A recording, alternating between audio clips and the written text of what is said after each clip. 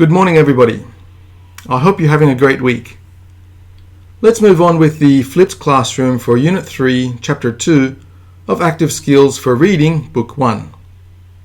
The title of this chapter is My Travel Journal, and I hope that by the end of this video, you will have a clearer understanding of how to write a diary entry, whether it be while you are traveling or just for your everyday needs.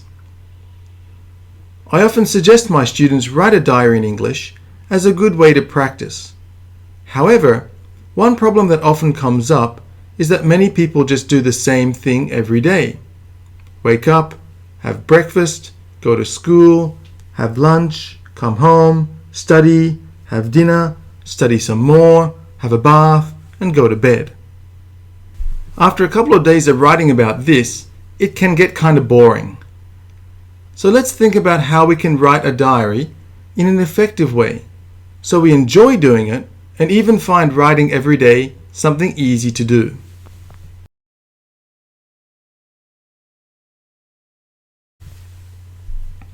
Before we get into the text, I'd like to share a short clip with you as always. In this chapter, we're going to read about the frustrations of her language progress a student feels while traveling abroad. The following short skit is a comedy produced by the BBC in England. First, as always, go to YouTube and search "Do You Speak English BBC?" You should be able to find the video quite easily. It is near the top, if not the very top one, and the thumbnail looks something like this. I found this video pretty funny. I hope you do too.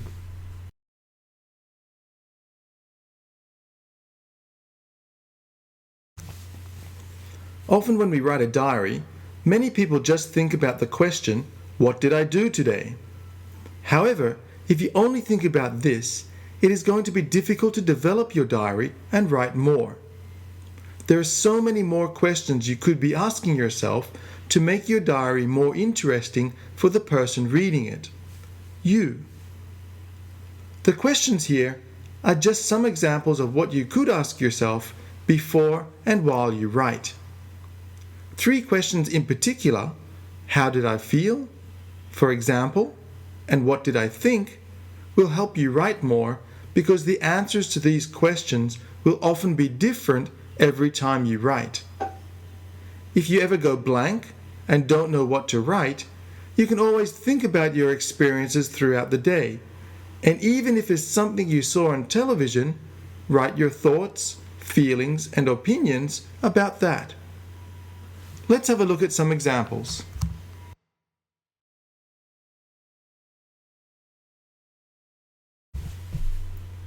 In Maria's first entry, we can see a lot of ideas about how to write a diary. First, because this is her first entry, she is giving some background information, the reason why she is writing this diary. The background information is marked in pink here. When you are writing a diary, you probably only need to do this for your first diary entry.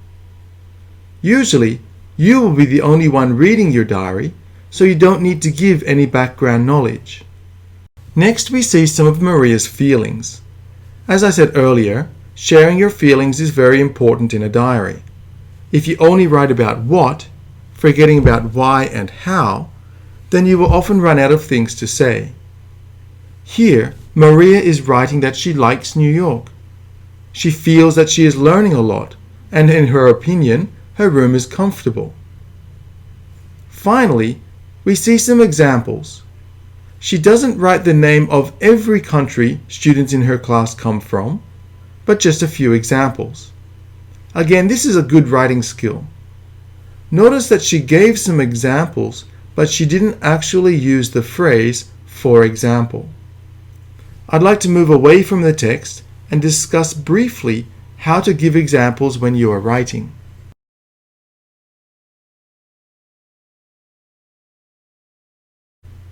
I often see this way of giving examples in students' writing.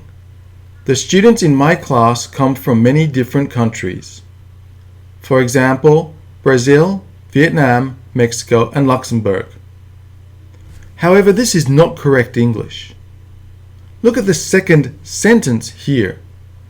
For example, Brazil, Vietnam, Mexico, and Luxembourg.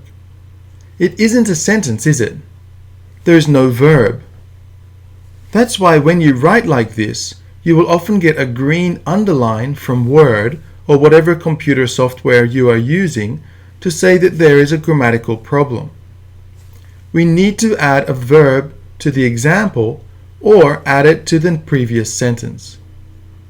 We can say, for example, they come from Brazil, Vietnam, Mexico, and Luxembourg.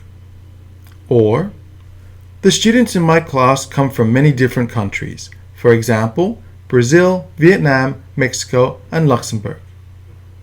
Think about this when you give some examples in your writing from now on.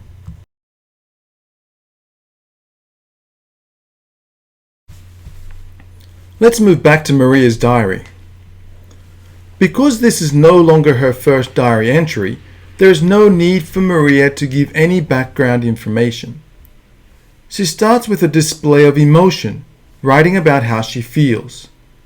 We can see this happening in a couple of places throughout even this short diary entry.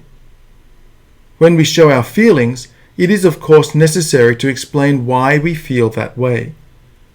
This is usually because of something that is happening, so you need to explain that as well.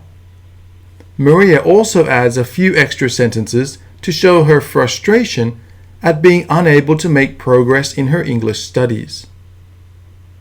I'd like to add just a quick note here about this. This is going to happen. When you go abroad, your English isn't just going to get better every day. You'll have some good days and some bad days. If you keep at it, you will improve. Alright, enough of that. Let's move to the next slide.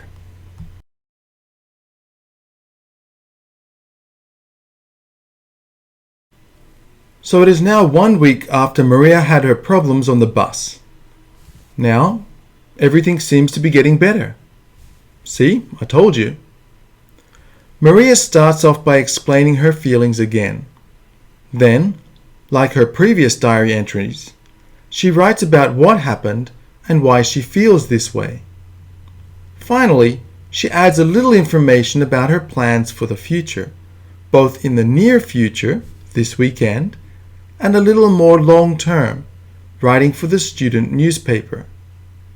Adding plans for the future like this can create a link to future diary entries. Then, your diary becomes not many separate short stories, but one long story, with the main character being you.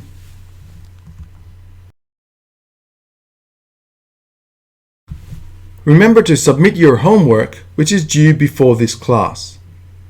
Take notes and memorize any vocabulary which was new for you. I also suggest you try using those new words in your writing next time.